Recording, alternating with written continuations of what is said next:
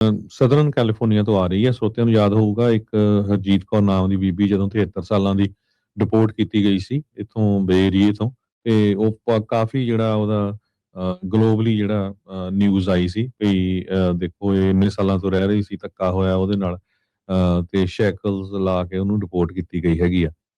ਹੁਣ ਇੱਕ ਹੋਰ ਪੰਜਾਬੀ ਮੂਲ ਦੀ ਬੀਬੀ ਜਿਹੜੀ ਆ ਉਹ ਲੌਂਗ ਬੀਚ ਤੋਂ ਡਿਟੇਨ ਕੀਤੀ ਗਈ ਆ, ਜੋ ਕਿ ਉਹ ਵੀ 1994 ਤੋਂ ਇੱਥੇ ਰਹਿ ਰਹੀ ਸੀ ਯੂਐਸਏ ਦੇ ਵਿੱਚ, ਤੇ ਗ੍ਰੀਨ ਕਾਰਡ ਦੀ ਇੰਟਰਵਿਊ ਲਈ ਜਦੋਂ ਗਈ ਤੇ ਉਸ ਨੂੰ ਅਰੈਸਟ ਕਰ ਲਿਆ ਗਿਆ ਹੈਗਾ। ਬਬਲੀ ਕੌਰ ਲੌਂਗ ਬੀਚ ਰਹਿਣ ਵਾਲੀ ਆ, ਲੌਂਗ ਬੀਚ ਤੋਂ, ਤੇ ਉੱਥੇ ਉਹਨਾਂ ਦਾ ਇੱਕ ਰੈਸਟੋਰੈਂਟ ਵੀ ਹੈਗਾ ਆ।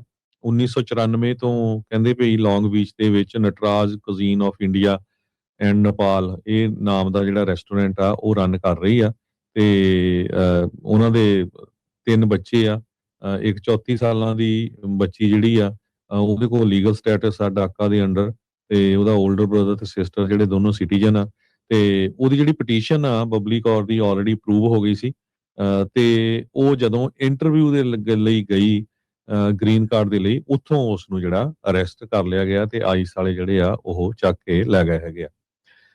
ਹਜੇ ਤੱਕ ਉਹਦਾ ਕਹਿੰਦੇ ਵੀ ਪਤਾ ਨਹੀਂ ਲੱਗ ਰਿਹਾ ਵੀ ਕੀ ਚੱਕਰ ਚੱਲ ਰਿਹਾ ਹੈਗਾ।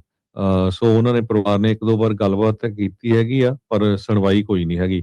ਲੌਂਗ ਬੀਚ ਦੇ ਕਾਂਗਰਸਮੈਨ ਰਾਬਰਟ ਗਾਰਸੀਆ ਨੇ ਵੀ ਸਟੇਟਮੈਂਟ ਜਾਰੀ ਕੀਤੀ ਆ, ਵੀ ਇਹ ਜਿਹੜਾ ਇੱਕ ਤਰ੍ਹਾਂ ਨਾਲ ਜਿਹੜਾ ਐਕਸ਼ਨ ਕੀਤਾ ਗਿਆ ਬਹੁਤ ਹੀ ਮਾੜਾ ਆ।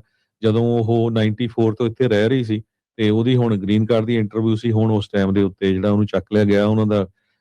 ਹਾਲਾਂਕਿ ਉਸ ਏਰੀਏ ਦੇ ਵਿੱਚ ਪੰਜਾਬੀ ਕਮਿਊਨਿਟੀ ਘੱਟ ਆ, ਪਰ ਉਹ ਕਾਫੀ ਪੋਪੂਲਰ ਉਹਨਾਂ ਦਾ ਜਿਹੜਾ ਰੈਸਟੋਰੈਂਟ ਆ, ਸੋ ਸਾਰੀ ਕਮਿਊਨਿਟੀ ਜਿਹੜੀ ਆ ਉਹ ਉਹਨਾਂ ਦੇ ਨਾਲ ਆ। ਸੋ ਕਾਂਗਰਸਮੈਨ ਨੇ ਇਹ ਕਿਹਾ ਵੀ ਅਸੀਂ ਪੂਰੀ ਕੋਸ਼ਿਸ਼ ਕਰ ਰਹੇ ਹਾਂ ਵੀ ਕਿਸ ਤਰ੍ਹਾਂ ਜਿਹੜਾ ਆ ਉਸ ਨੂੰ ਜਿਹੜਾ ਬਚਾਇਆ ਜਾ ਸਕੇ। ਕਹਿੰਦੇ ਵੀ ਜਿਹੜੇ ਇਦਾਂ ਦੇ ਹੌਰੀਫਿਕ ਐਕਸ਼ਨਸ ਆ ਉਹ ਆਈਸ ਵੱਲੋਂ ਕੀਤੇ ਜਾ ਰਹੇ ਆ, ਇਮੀਗ੍ਰੇਸ਼ਨ ਕਸਟਮ ਐਨਫੋਰਸਮੈਂਟ ਵੱਲੋਂ, ਤੇ ਇਹ ਟੈਰਰਾਈਜ਼ ਕਰ ਰਹੇ ਆ ਹਾਰਡ ਵਰਕਿੰਗ ਤੇ good people who are trying to make our community a better place. ਤੇ ਉਹਨਾਂ ਨੇ ਕਿਹਾ ਵੀ ਲੋਕਾਂ ਨੂੰ ਬੋਲਣਾ ਚਾਹੀਦਾ, ਸਟੋਰੀ ਆਪਣੀ ਦੱਸਣੀ ਚਾਹੀਦੀ ਹੈਗੀ ਆ। ਇਹ ਕਾਂਗਰਸਮੈਨ ਜਿਹੜੇ ਆ ਰਾਬਰਟ ਗਾਰਸੀਆ ਉਹਨਾਂ ਨੇ ਜਿਹੜੀ ਸਟੇਟਮੈਂਟ ਆ ਉਹ ਜਾਰੀ ਕੀਤੀ ਹੈਗੀ ਆ।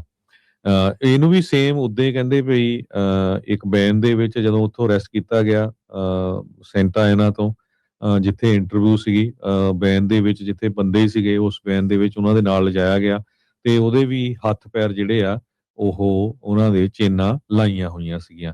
ਇਹ ਜੋ ਜੋਤੀ ਆ ਉਹਦੀ ਬਬਲੀ ਕੌਰ ਦੀ ਬੇਟੀ, ਉਹਨੇ ਸਟੇਟਮੈਂਟ ਜਾਰੀ ਕੀਤੀ ਹੈਗੀ।